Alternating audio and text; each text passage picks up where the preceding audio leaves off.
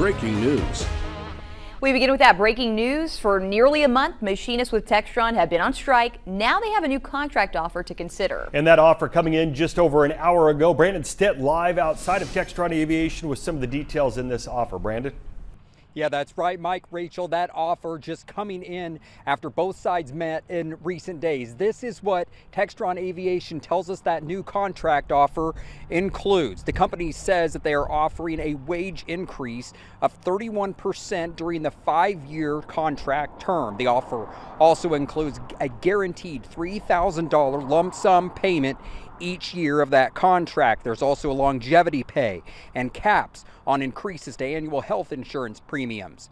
The company expects union members to vote on the updated contract this weekend. This is nearly 4 weeks after members voted to go on a strike and rejected the first contract offer. Tonight, I'm going to talk to those union members who are still on strike right now behind me and get their reaction on this new contract offer. We'll, of course, bring you the latest. Mike, Rachel.